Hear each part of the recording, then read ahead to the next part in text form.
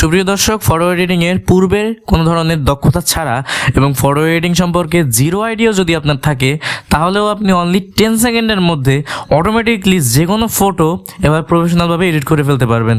দেখুন, আমার স্ক্রিনে একটা ছবি দেখাচ্ছি। এরকম একটা ছবি যদি আপনি অনলি 10 সেকেন্ডের মধ্যে অটোমেটিকলি এডিট করে ফেলতে পারেন, তাহলে কেমন হয়? আজকে আমি আপনাদের সামনে এমন একটি অ্যাপ্লিকেশন নিয়ে এসেছি যেটা আপনার ছবিকে অনলি 10 সেকেন্ডের মধ্যে আপনার মনের মতো করে অটোমেটিকলি এডিট করে দিবে।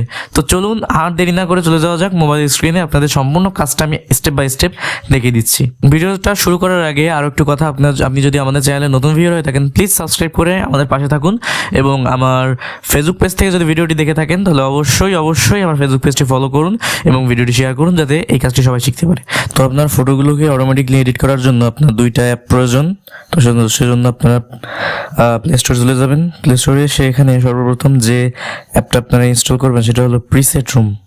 তো আপনারা সিম্পলি এখানে প্রিসেট রুম লিখে সার্চ দিবেন। তো প্রিসেট রুম সার্চ দেওয়ার পরে এখানে দেখতে পাচ্ছেন প্রিসেট রুম চলে এসেছে। এই একই নামে কিন্তু অনেক ধরনের অ্যাপ রয়েছে প্লে স্টোরে। তো আপনারা ঠিক মতো লোগোটা মিলিয়ে নেবেন। এই যে এটাকে আপনারা ডাউনলোড করবেন। আমি অলরেডি এটাকে ইনস্টল করে রেখেছি এবং তারপরে এটা ইনস্টল করার পরে আপনারা আবার প্লে স্টোর থেকে আরেকটা অ্যাপ ইনস্টল করবেন, সেটা হলো লাইটরুম। তো আপনারা লাইটরুম লিখে সার্চ দিবেন। তো এটাকে আমি ইনস্টল করে রেখেছি, এটাকে ইনস্টল করে নেবেন আপনারা। এই যে লোগোটা মিলিয়ে নেবেন, এটাকে আপনারা ইনস্টল করবেন।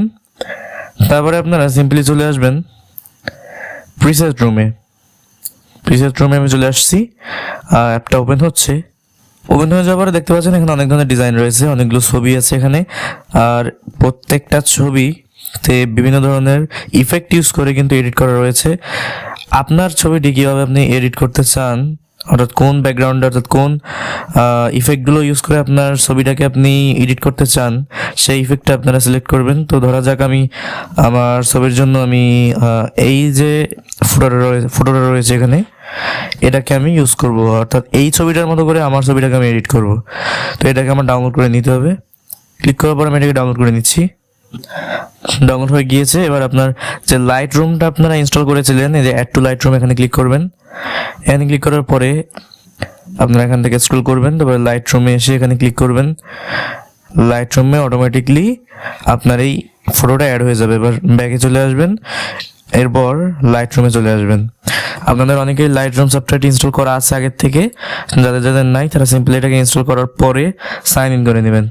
এবার অল ফটোজে যাওয়ার পর দেখতে পাচ্ছেন যে আমার ছবিটা অটোমেটিকলি অ্যাড হয়ে গিয়েছে। এই যে আমার সেই ছবিটা, আমি আমার ছবিটা ওইটার মতো করে এডিট করব। তো আমি এবার এখান থেকে একটু ব্যাকে চলে আসবো। ব্যাকে চলে আসার পরে আমি এখান থেকে এই যে প্লাস আইকনে ক্লিক করে আমার একটা ছবি নিয়ে নেবো এডিট করার জন্য।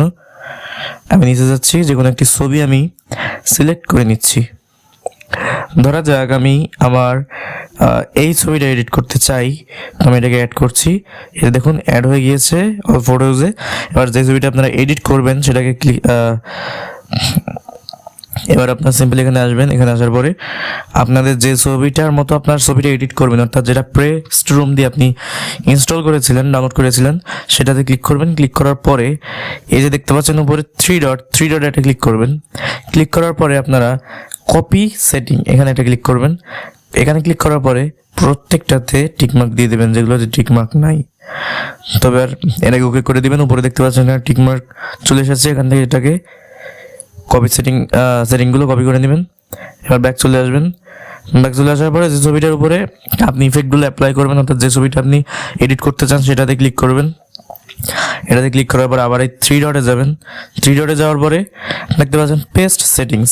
তো পেস্ট সেটিংস আপনারা ক্লিক করবেন। দেখুন আপনার ছবিটা কিন্তু সুন্দরভাবে এডিট হয়ে গিয়েছে।